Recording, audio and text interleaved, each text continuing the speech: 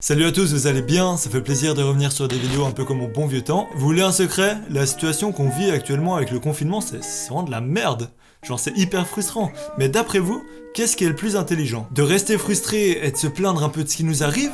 Ou alors de se dire que c'est peut-être l'occasion de changer, de profiter du temps qu'on a pour apprendre et pour prendre de l'avance? Évidemment, la réponse est rester frustré parce que putain, on peut plus faire de sport. Non, sans déconner, c'est le moment de se bouger et d'être plus fort que la procrastination. On a l'opportunité de se préparer et de changer pour être meilleur quand la vie reprendra son cours. C'est le moment pour prendre des bonnes habitudes. Pourquoi? Parce que la tâche est plus simple. On est moins distrait, on a moins de stress. Bon, si vous êtes dans le corps médical, c'est autre chose, je vous envoie de la force et ce discours vous concerne pas. Mais si vous arrivez à prendre une habitude durant le confinement, il y a rien qui vous complique la tâche et elle sera implémentée pour quand la vie normale reprendra. Donc vous pourrez profiter des bénéfices de ces habitudes quand tout le monde reprendra le travail et sera grave en stress, sans avoir les souffrances qu'elles occasionnent au début. Et ça, c'est tactique. Easy come, easy go, it's no sweat, it's no sweat.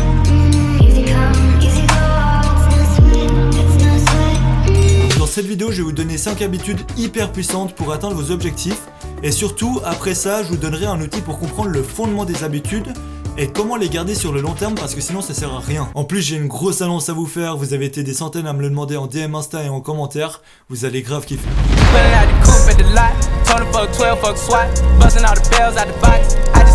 Installer une PlayStation. Ouais, je commence par ça pour le watch time, comme ça vous croyez que cette vidéo va vous faire plaisir. Non, ce que je veux dire par là, c'est trouver un moyen de vous divertir. Et bonne nouvelle, je pense pas que vous allez galérer. Hop là, le petit 3-0 que je viens de prendre dans les dents. Mais là où c'est beaucoup plus dur et important, c'est que vous devez trouver un équilibre entre le travail, donc vos responsabilités, et les récompenses que vous vous accordez. Donc la PlayStation ou un épisode Netflix en gros. Vous devez absolument apprendre à vous connaître. J'ai l'impression d'avoir déjà dit ça quelque part. Vous devez savoir ce que vous êtes capable de supporter comme charge de travail pour rester heureux.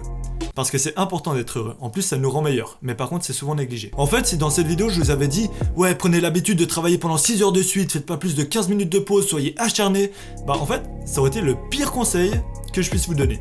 Et en plus, on serait tous en dépression. Non, moi, mon but, c'est que vous trouviez un équilibre qui vous permet d'être heureux tout en vous voyant développer de beaux projets. Et maintenant, un conseil grave important. Pour trouver le bon équilibre entre vos responsabilités et les récompenses que vous accordez, négociez avec vous-même comme si vous deviez négocier avec une personne qui a de la valeur à vos yeux et pour qui vous voulez le meilleur. En gros, négociez comme si vous étiez votre propre fils et que vous vouliez qu'il réussisse, mais qu'il puisse aussi s'épanouir et se divertir.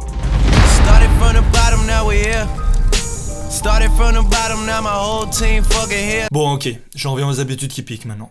Prenez des douches froides et levez-vous tôt. C'est tellement plus important que ce que vous pensez. Vous pensez sûrement que les gens qui prennent des douches froides ou qui se lèvent tôt le font pour être frais et travailler plus, etc. Mais ces deux habitudes, c'est la première étape pour apprendre à aller à l'encontre de sa volonté et entraîner son cerveau à être discipliné. Avoir de la discipline, c'est montrer à son cerveau dans les moments où t'es tenté de baisser le rythme que non, c'est toi qui as le contrôle et c'est toi qui décides quand t'arrêtes en fonction de ce que t'as décidé de t'accorder comme divertissement et que tu te laisses pas faire par cette tentation. Parce que t'es plus fort que ça. Et tout passe par le réveil. À 6h, t'as le choix de commencer ta journée avec un mindset qui dit que t'as le contrôle sur tes actions et de te lever. Ou alors tu commences par céder à cette première tentation et sûrement à céder à toutes les autres de la journée également. La douche froide, c'est pareil et c'est l'élément le plus concret pour apprendre et réaliser que t'as un réel pouvoir d'action sur tes freins. Si tu prends une douche froide, c'est forcément contre ta volonté parce qu'il n'y a aucune raison logique pour ton cerveau de prendre une douche froide. Mais si t'arrives devant ta douche et qu'au final tu prends une douche chaude en suivant tes pensées qui tirent vers la facilité, tu vas extrapoler cette réaction de faiblesse mentale dans tout ce que tu fais dans la vie. Et je t'en prie, ne me dis pas non mais chill, moi je suis juste pas la douche froide, mais par contre quand c'est dans mes projets, je vais réussir à aller contre ma volonté. Non, ça marche pas comme ça, la douche froide c'est que de l'eau, le réveil c'est juste une sonnerie, t'arriveras jamais à changer et à progresser si tu prends pas ces deux habitudes pour entraîner ton cerveau à être discipliné. En plus de ça, la douche froide c'est hyper bénéfique, je vous dis pas pourquoi, allez en prendre une et vous verrez comment vous vous sentez après. Et au passage, petite anecdote avec la douche froide, la première fois que j'en ai pris une, ma mère elle est rentrée dans la salle de bain parce qu'elle croyait qu'il y avait quelqu'un qui s'étouffait dedans. Mais franchement la réaction est tellement monstrueuse, ça montre à quel point c'est puissant. Mais en très peu de temps t'arrives très vite à t'habituer et ça c'est grave cool. Regardez maintenant ça fait une semaine que j'en prends et genre j'y vais vraiment comme si de rien n'était quoi. Si vous avez de la peine au début, faut vous dire que c'est de l'eau chaude. C'est chaud, ok c'est l'eau chaude, c'est l'eau chaude, c'est l'eau chaude, c'est l'eau chaude, c'est l'eau chaude. Vous avez dit qu'on s'y habitue vite. Par contre j'ai plus de linge, c'est peut-être un truc auquel j'aurais dû y penser.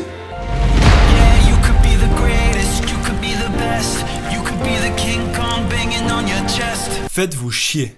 Vraiment. Enfin, ennuyez-vous, hein, pas que ce soit mal compris. J'avais un peu peur de vous perdre avec la douche froide, du coup je suis revenu sur l'idée que la réussite c'est tout simple, faut jouer à la play et s'ennuyer. Non, franchement, prenez pas au sérieux ce que je viens de vous dire parce que je fais exprès de vous donner des habitudes qui vous paraissent insignifiantes, et pourtant, si on s'en sert de la bonne manière, elles sont monstrueuses. Croyez-moi. En fait, c'est simple, de nos jours, on flippe de rien faire. C'est devenu une angoisse totale de se faire chier. La preuve, c'est que les occasions où on peut vraiment s'embêter sont devenues inexistantes, et les seules occasions où on pourrait risquer de s'ennuyer, on a trouvé une parade à l'ennui. Ça s'appelle le téléphone. Tu te lèves, tu regardes ton téléphone, tu manges, t'as ton téléphone, tu vas en cours, t'as 80% du temps ton téléphone, etc. Et le seul moment où c'est vraiment l'occasion de se faire chier, c'est-à-dire aux toilettes, tu sors ton téléphone. On est devenu incapable de rester assis et de regarder par la fenêtre les petits colibris et de penser à la vie. Non, on sort notre téléphone qui est l'objet le plus traître du monde parce qu'il nous donne l'impression de pas perdre notre temps alors que c'est le téléphone en lui-même la réelle perte de temps. Parce que personnellement, tu développes rien avec un téléphone. Et je vous assure que de s'ennuyer, c'est primordial pour mettre ses idées en place, pour réfléchir, prendre du recul, faire de l'introspection et planifier en fonction de ses réflexions la suite de ses actions. Et si tu te poses pas sans téléphone ni rien, t'as aucune chance de le faire. Je vais vous raconter comment je me suis rendu compte de tout ça avec le confinement. En fait là actuellement, je n'utilise plus mon scooter. Je devais vous dire qu'il n'y a aucun lien avec ce que je vous racontais, mais laissez-moi finir. Ce qui se passe avec le scooter et qui m'a fait prendre conscience de ça, c'est que sur le scoot, j'ai ni écouteurs, ni musique, ni téléphone, ni rien du tout, et j'avoue que je suis pas non plus le gars le plus concentré sur la route.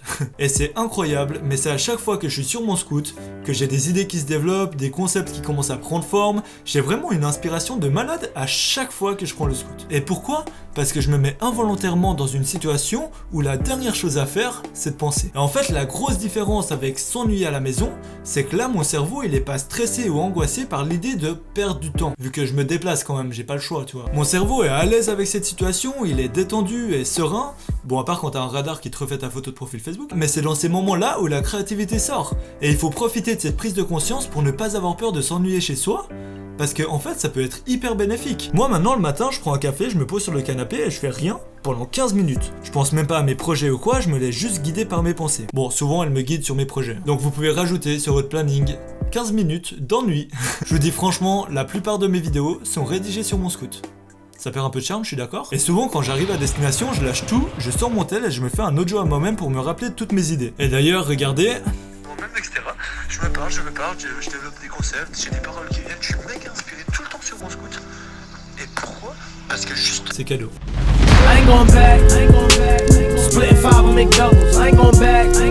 Travailler de manière optimisée. L'idée, comme je le prône souvent dans mes vidéos, c'est de faire de l'introspection, c'est-à-dire apprendre à se connaître. C'est là que je l'avais déjà dit. Et de lier ça avec de l'expérience pour voir combien de temps vous êtes capable de travailler efficacement, à quel moment de la journée, de quelle manière. L'idée est simple et c'est primordial de savoir ça, sinon vous allez travailler dans le vide et en conséquence accumuler de la frustration. Pourquoi de la frustration ? Parce que si par exemple tu travailles pendant 6 heures sur, je sais pas, disons un site web, mais que sur ces 6 heures il y en a que 3 qui sont vraiment productives et que tu travailles de manière optimale, et ben toi dans ta tête tu vas t'attendre à avoir des résultats équivalents à 6 heures de travail et non 3. Et que ensuite tu vas demander l'avis sur le site web à un de tes potes, et ben lui son jugement il sera complètement indépendant du fait que tu as travaillé pendant 6 heures dessus. Parce que déjà, il en a un peu rien à foutre, on va pas se cacher, mais surtout, il en sait rien. Il va juger ton travail sur sa valeur, et non pas sur le temps que tu y as passé. Il va sûrement dire que c'est pas mal parce que c'est ton pote, mais il va quand même reprendre plein d'éléments parce qu'en réalité, il juge un travail qui représente 3 heures de temps. Et là, toutes ces critiques qu'il va te faire, ça va énormément te frustrer, et tu vas juste dire à ton pote, c'est quoi en fait, j'en ai rien à foutre de ton avis. Alors que si t'arrives à ce moment-là, à prendre le recul nécessaire en oubliant le temps investi pour accepter la critique et laisser ton putain d'ego de côté, tu feras un énorme pas en avant.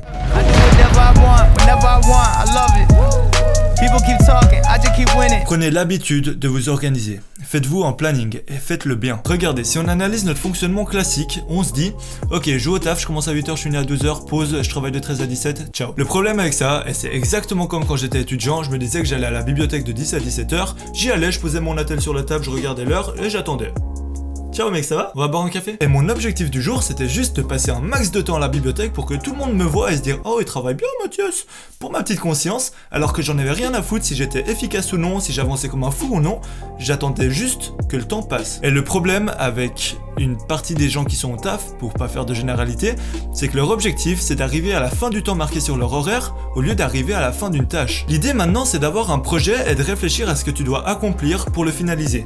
Et ce qui est cool avec cette manière de penser et de travailler, c'est que ça s'applique à tout objectif et à toute tâche. Un projet c'est plus ou moins sur le long terme et du coup tu dois le diviser en objectifs quotidiens. Et ensuite cet objectif quotidien tu vas le subdiviser en 3 sous-objectifs que tu vas placer sur ton planning et tant que t'as pas fini la tâche et atteint le sous-objectif que tu t'es donné, tu n'arrêtes pas. Et comme ça, tu seras motivé à avancer dans ta journée et tu seras pas là à attendre que l'heure passe. Parce que tant que t'as pas fini, tu t'arrêtes pas en fait. Et du coup, il va quand même falloir estimer une valeur temporelle de vos sous-objectifs pour les planifier dans la journée. Et forcément, rester réaliste parce que t'as quand même le temps qui passe. Dans le sens, tu peux pas faire en 2 heures un truc qui te prend 10 heures. En d'autres termes, soyez pas cons. Du coup, pour vous donner un exemple, je vais reprendre mon planning d'aujourd'hui. Alors moi, je le fais avec Google Calendar, vous pouvez le voir là. Alors, je commence à 6h, ensuite j'ai 1 heure de routine matinale, donc manger, douche, etc.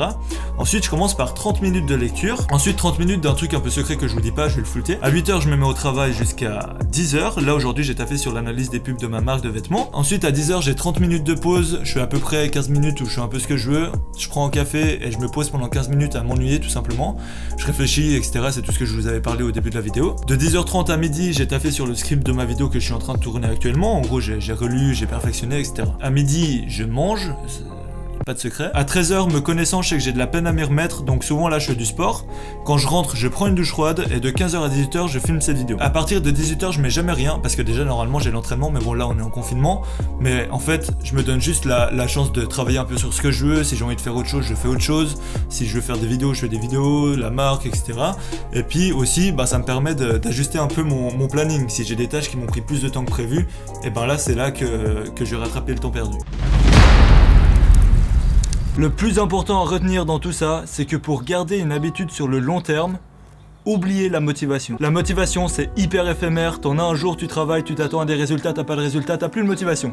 C'est le premier frein à la persévérance. Ce qui est hyper important, c'est d'arrêter de rechercher de la motivation et de l'utiliser plus comme un bonus quand on a, et de vous concentrer sur la discipline parce que c'est ça la clé. Parce qu'en fait, vous devez vraiment comprendre un truc. La discipline, c'est pas un kiff de l'avoir tous les jours, dans le sens où vous devez vous dire mais pourquoi est-ce que je ferais ça aujourd'hui alors que ça va à l'encontre de ma volonté et franchement ça changera rien. Mais en réalité, et là je vous en prie écoutez-moi parce que c'est super important, mais si tu fais cet effort d'être discipliné tous les jours, c'est pour que le jour où tu auras une opportunité à saisir, le jour où tu devrais être chaud, tu devrais être capable de te mettre dans une zone d'inconfort pour saisir cette opportunité et donc aller à l'encontre de ta volonté. Et si t'es pas prêt et si tu t'entraînes pas tous les jours à avoir cette attitude, et ben le jour où tu devras faire la différence, tu vas céder, comme tous les autres jours.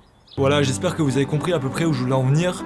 On arrive maintenant à la grosse annonce qui risque grave de vous plaire. Vous savez, ça fait maintenant des années que je fais des vidéos sur le développement personnel et ça a été hyper bénéfique pour moi parce que ça m'a poussé à lire, à m'instruire, à acquérir de nouvelles connaissances. Et ce qui a fait la différence pour moi, c'est que chaque chose, chaque théorie que j'ai apprise, je l'ai expérimentée pour voir ce qui marchait, ce qui marchait pas, et si ça marchait, comment ça marchait. Et du coup, grâce à cette volonté d'expérimenter les choses, j'ai souvent eu des déclics, vous savez « Ah ok, là j'ai compris quelque chose ». Et ce déclic, c'est justement le fondement de ce nouveau projet dont je vais vous parler. Je reçois énormément de DM, de commentaires avec des questions, des personnes qui me demandent des conseils, etc. J'adore prendre du temps pour vous répondre personnellement et vous conseiller au mieux. Et c'est en voyant comment ça a pu aider certaines personnes que je me suis dit que c'était vraiment cette interaction qui me faisait grave kiffer. Et là, je me suis dit, il faut que je vous donne la possibilité de vous accompagner et de vous guider sur le long terme avec un suivi individualisé pour ceux qui veulent vraiment aller plus loin. C'est pour ça que j'ai mis en place avec mon associé le Déclic, une plateforme de coaching en ligne. Je me lance donc dans le coaching, c'est juste de la folie pour moi d'en arriver là, et c'est en partie grâce à vous qui m'avez poussé à me dépasser. Je tenais donc à vous remercier en vous rendant cette force que vous m'avez donnée. Évidemment, je continue à 200% les vidéos pour vous inspirer à progresser, j'adore faire ça et je vais charbonner de fou, et en plus c'est deux choses qui se complètent. Je me rends compte qu'avec les vidéos, je sème des petites graines de prise de conscience, de motivation, etc. Et pour les petites graines qui veulent grandir plus vite, je propose de l'engrais. Donc sortez les truelles, je me réjouis de faire du jardinage, le pire marketing du monde. En tout cas, merci beaucoup de m'avoir écouté, ça fait trop plaisir, je kiffe trop faire des vidéos, je suis passionné, c'est fou. J'ai des graves bons concepts de vidéos en tête, ça va être trop lourd, donc abonnez-vous, likez, enfin vous connaissez, suivez-moi sur Instagram, MathiasMTN. A plus.